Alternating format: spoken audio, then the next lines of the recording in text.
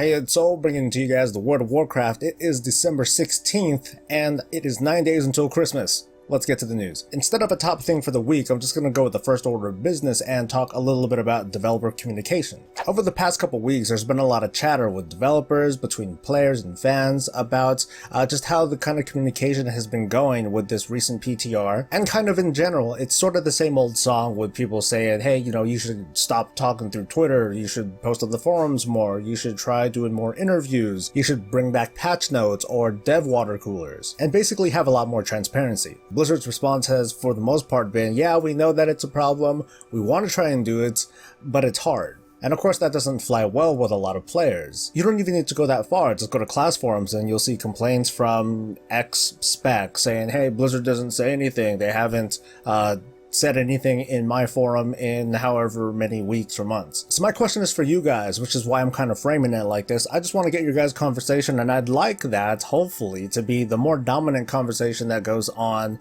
in the comments below. Just how much should Blizzard invest into communicating these changes or feedback and things like that over to players? For me, I have really mixed feelings. Like, I would like to know more about my class or know more about what's going on, but with what little I understand about game design, the moment when like let's say something happens, a change happens to a legendary item or something like that, by the time that change happens and it's translated to someone who can speak to it, like a community manager or so, or someone who puts together patch notes or puts together a developer blog or a video or something like that, by the time that gets out to the public, internally that change might have been reverted, something else might have happened, something crazier might have happened. And for anyone who's worked on a large team with a very corporate kind of feel to it, I don't feel very comfortable when I have to sit down in a meeting and have to provide a report or something, like I have to talk about the job that I'm doing when I could be spending my time doing my job. Of course, that's part of the job because presenting that information to important stakeholders, and in this case the players, is very important too. So again, let me know your thoughts below. I'd love to hear what you guys think. And now for some actual news. This week there was another PTR build that was deployed, and of course with every deployment there are new concerns. The concern this time is regarding legendaries. It was announced early in the week that legendaries were going to get nerfed, and at the same time affected classes are expected to get a buff. The kind of pie-in-the-sky goal is to sort of reduce the whole prevalence of legendaries, but at the same time not affect player power. This is meant to kind of maybe reduce the negativity and animosity that comes from players who do not have legendaries versus the ones that do, or the ones that feel compelled or pressured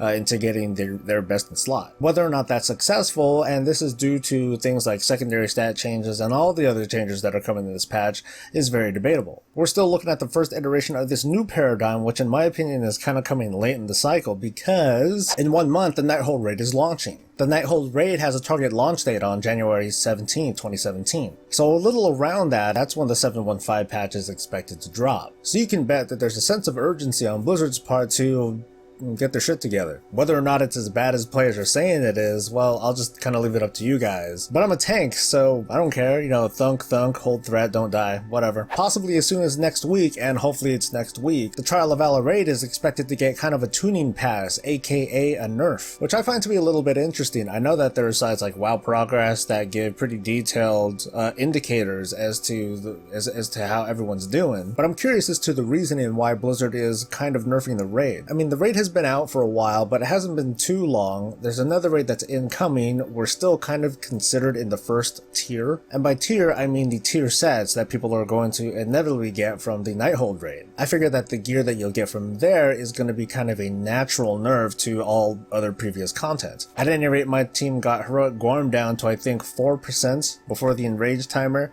and yeah, go ahead and critique the team all you want, but I'm pretty damn proud of how they were able to progress last night. That just means that next week, if those changes go through, it's gonna die. And if it doesn't, I'm gonna be really sad when I post next Friday's news. Earlier this week, the second season of Legion's PvP had started. Go ahead and start farming for the honor, but cool your jazz with regards to your arena rating. Gear rewards going at the 890 and 900 item level aren't gonna start appearing until the Nighthold raid comes out. Winter's Veil just started today, bringing you guys a dolled up Dalaran along with new toys and updated weapons that you can't really use because you have an artifact, but make sure you jump in and get the good stuff. The holiday is going to last until January 2nd, so you have some time. Finally, with the 7.15 patch in the not so distant horizon, we're starting to see previews of certain features. Mr. Pandaria Timewalking and the Brawlers Guild are finally making an appearance. Links are going to be available in the description so you guys can take a look at the new rewards, the new features, and what have you. And that's going to wrap it up for the week. I hope you guys are looking forward to the upcoming downtime. I certainly am. But for now, I'll settle for the weekend. You guys have a good one. Stay safe, stay happy, and stay breezy.